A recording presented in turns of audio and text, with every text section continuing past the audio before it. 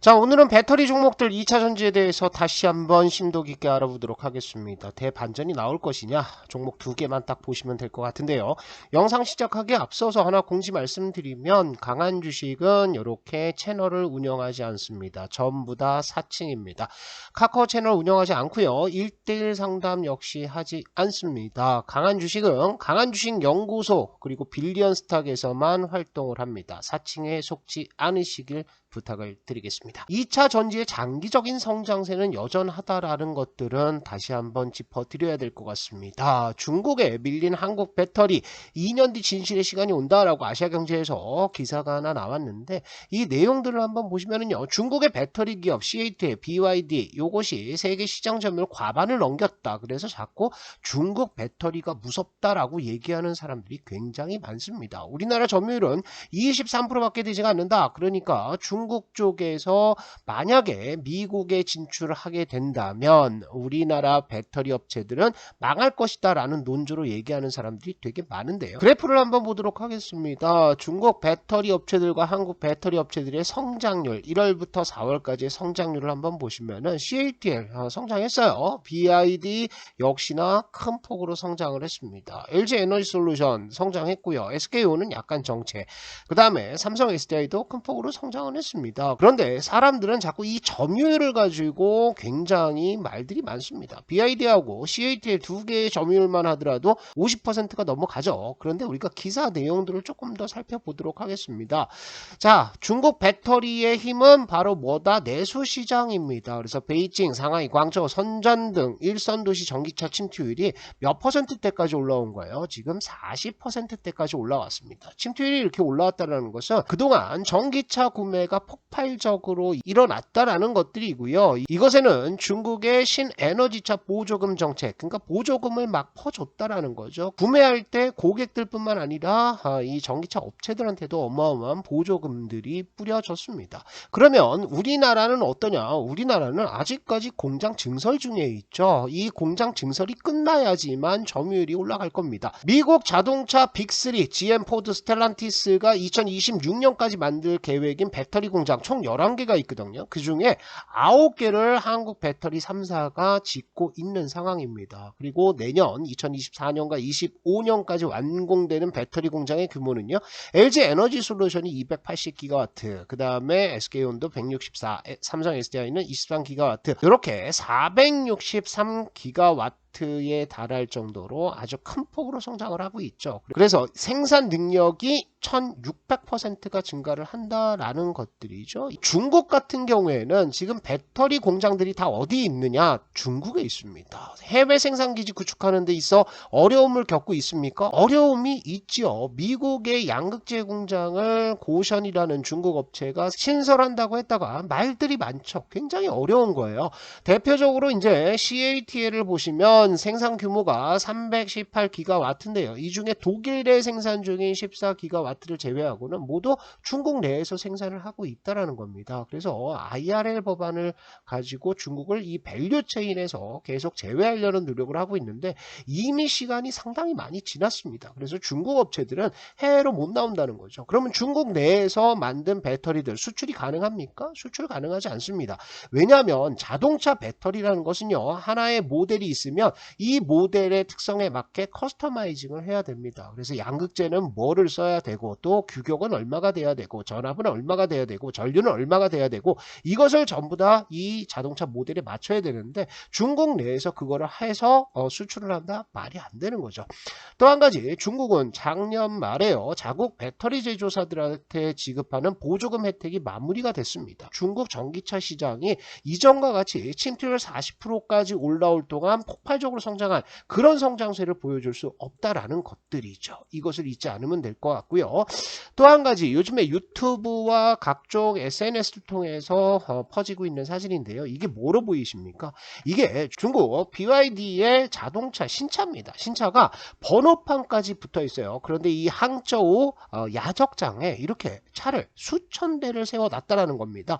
그거는 뭡니까? 이거 시장에 나가지 않고요. 이렇게 방치하면서 보조 조금만 따 먹은 것이 아니냐, 이런 의혹들이 퍼지고 있다라는 거죠. 여러분들 생각을 한번 해보시면 이렇게 중국에서 중국 업체들 대단하다, 매출이 얼마고 생산량이 얼마다라고 얘기를 하는데 실제로 시장에 나가지 않고 이렇게 쌓여 있다라는 겁니다. 이거 영상을 보시면은요, 자동차 비닐도 뜯지 않고요, 번호판 다 부착되어 있는 채 이렇게 마구잡이로 야적장에 방치가 되어 있는 겁니다. 정상이 아니죠. 그런데 이 생산 물량들까지 모두 시장 점유율로 잡히고 중국 업체의 매출로 잡힌다는 겁니다.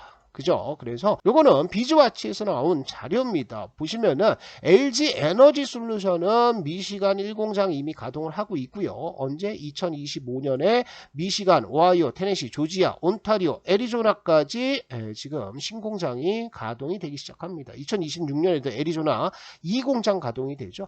그 다음에 SKO는요, 2025년에 현대차 그룹과 조지아 3공장을 가동을 시작을 하고요. 블루오벌 SK, 요거는 이제 포드와 합작사죠. 켄터키와 테네시에서 이제 양산을 시작하게 되겠습니다. 삼성 SDI도 2025년, 2026년에 스텔란티스 GM과 합작한 인디애나 공장이 가동을 하기 시작하는데요. 이때부터 시작해서 점유율은 상당히 크게 돌아설 가능성들이 있다라는 것들이죠. 뿐만 아니라 2차 전지 완성품 이외에도 소재 공장들이 미국에 전부 다 진출을 해 있습니다. 그래서 포스코 퓨처엠 2024년부터 양극재 공장 돌아가기 시작하고요. 솔루스 첨단 소재도 전지박 공장 돌아갑니다. 롯데케미칼, LG화학, 에코프로비엔, 코스모 신소재, LNF까지 전부 다 양극재와 전구체 공장들이 돌아가고요. 그리고 성일하이텍은 재활용 공장까지 2024년부터 돌아가기 시작한다는 거예요. 그러면 2024년부터 어떤 가시화된 성과들이 보이기 시작한다. 그럼 주가는 언제 올라갈까요? 한 6개월 전부터 움직일 가능성들이 있어요. 그래서 우리가 하반기에는 2차 전지를 다시 보기를 할 겁니다. 그런데 지금 제가 2차 전지가 아직 아니다, 지금은 두 종목만 보라, 나머지 2차 전지는 좀 잊어버리고 계셔라 라고 말씀드리는 것은 또 단기적인 흐름들이 그렇게 좋지는 않다라는 거예요. NCM 양극재 수출 동향을 보시면 6월 20일까지 수출 동향이 나왔는데 여전히 부진합니다. 좀 빠지고 있어요. 그리고 가격 단가까지도 내려오고 있는 상황이고요. 완성품 리튬 전지 쪽에서도 이렇게 지금 수출 물량들이 좀 떨어지고 있다는 거죠. 이런 상황에서는 2차 전지가 주도 업종으로 올라갈 수가 없어요. 언제 올라간다? 반도체와 같이 이렇게 수출이 감소하다가 바닥에서 터닝하는 구간들, 이런 구간들에서 주가가 먼저 움직이기 시작한다는 거죠. 그래서 2차 전지는 시간이 좀 필요하다.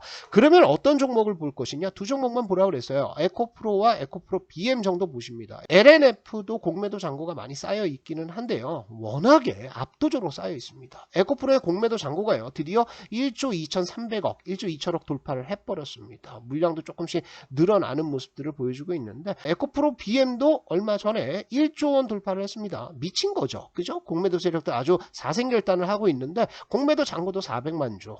이만한 공매도가 떨어졌던 적이 있을까? 잘 없다라는 거죠. 에코프로와 에코프로 BM의 쇼커버링은 나올 가능성들이 되게 많아요. FTSE 편입도 됐고요. 그 다음에 MSCI 편입 기대감도 있기 때문에 이게 쉽게 빠지지 않는다라는 거죠. 그래서 저것은 쇼스퀴즈가 한번 나올 수 있다. 그래서 여러분들은 지금 상황에서 2차 전지는 이 두 종목만 본다라고 생각하시고요. 내가 정 2차 전지를 좀 매수를 해보고 싶다 한다면 장비주 보시라고 그랬습니다. 요거는 이제 버틀러에서 나온 수주 잔고 그래프인데요. 자, 보세요. 코인테크, 제가 제일 중요한 장비주 중에 하나다라고 말씀드리면서 윤성과 함께 소개를 시켜드리는 종목인데 수주 잔고를 보세요. 2023년 1분기까지 수주 잔고는 아주 로켓을 쏘고 있습니다. 순수주에 또 보시면 엄청나게 올라가고 있죠. 이렇게 수주 잔고가 있다라는 것은 결국에는 장부에 찍히는 실적들이 개선이 된다라는 거죠. 그래서 장비주들은 계속 추적을 하신다. 그래서 오늘 여러분들께 이렇게 장비주들 다시 한번 차트 흐름을 짚어드리도록 하겠습니다. 이 자료와 종목에 대한 내용들은요, 제가 강한주식연구소에 올려놨습니다. 제가 운영하는 어플은 이거밖에 없습니다. 카톡 채널 이딴 거 안 해요. 1:1 상담도 안 하고 투자를 대신해 주지도 않습니다. 그래서 이상한 채널들 가지 마시고 강한주식연구소 이 어플만 설치를 하신다. 이렇게 보시면 될 것 같고요. 매일같이 파동 종목들 추천을 드리고요. 매크로 지표들도 해설을 하고 공부할 수 있는 자료들도 굉장히 많은데 종목들 흐름들 되게 좋습니다. 합니다. 조선레화는 여기에서 추천을 드렸는데 바로 다음날 상한가 같고 목요일까지도 추가 급등이 나오면서 수익들이 뭐 50% 이렇게 터지는 거죠. 원풍물산도 뭐 추천드리고 나서 바로 급등하면서 준 상한가 이렇게 나옵니다. 어플 설치하시는 방법은 영상의 설명란 그리고 고정 댓글에다가 링크를 올려놨으니까 이 강한 주식연구소 어플 하나면 시황부터 시작해서 무료 추천주까지 급등주까지 모두 커버할 수 있습니다. 반드시 설치해서 사용하시기를 바라면서 이제 차트 흐름들 하나씩 살펴보도록 하겠습니다. 첫 번째 종목은 제가 제일 중요한 종목 중에 하나라고 말씀드렸던 코인테크입니다. 뭐 이런 데서 유튜브에서 말씀드려서 단기 급등들 나왔고 전고점대에서 이렇게 밀리거든요. 그런데 뭐 이거 끝났습니까? 안 끝났죠. 이거 보시면은 거래량이 없잖아요. 매도 거래량 없습니다. 지수가 조정 받는다고 하더라도 크게 때리는 물량들 없다라는 거예요. 21선 다가와서요. 21선 여기에서 한번 쉬어줘야 됩니다. 여기 위에서 땡길지 아래에서 땡길지 모르겠지만 지금부터는 분할 매수 들어가야 되는 구간이에요. 수주 잔고가 저렇게 터졌다. 작년 재작년보다 훨씬 더 실적이 좋아지는데 지금 주가는 어디 있다? 여기 있는 겁니다. 이거 뚫겠죠. 주봉에서 보면 여기가 4번 나왔고 볼린저 밴드 돌파, 그 다음에 5번 11선 눌림목 나왔고 이제 6번 가고 있는데 요거 내려오면 무조건 사야 됩니다. 그래서 코인테크는 그대로 끌고 가는 종목이다라고 생각하시고요. 윤성 FNC 제가 이거는 연초부터 시작해서 장비주 중에서 제일 중요한 종목 중에 하나 코인테크랑 되게 중요하다라고 말씀드렸는데 종목이 조정도 안 나와요. 계속 가죠. 그래서 요것은 4번 5번 나왔고 6번 나왔고 5번 6번 계속 올라가다가 이렇게 박스권 만들고 여기에서 손바뀜이 났습니다. 이게 7번이라고 그랬죠. 7번에서 돌파 나왔고 지금 구간은 어디다? 전고점대에서 지지받는다. 그럼 8번 9번 구간입니다. 9번이면 사요? 사야죠. 왜? 9번에서 10번 올라가면 여기를 돌파하니까요. 그래서 윤성 FNC도 지금은 계속 모아갈 때다라고 보시고요. TSI 요거 5번 나오고 있습니다. 11선 눌림목 N자 파동 나오는 거죠. 그래서 요것도 자리 굉장히 잘 만들고 있고요. 그 다음에 CIS 역시도 5번 구간 들어갔고 PNT는 밀려 내려오는데 요거 7번 구간 여기서 손바뀜 나오면 어디 간다? 전고점대 1차 그 다음에 여기 뚫어버리는 신고가가 나올 수도 있다. 이렇게 생각하시면 될 것 같습니다.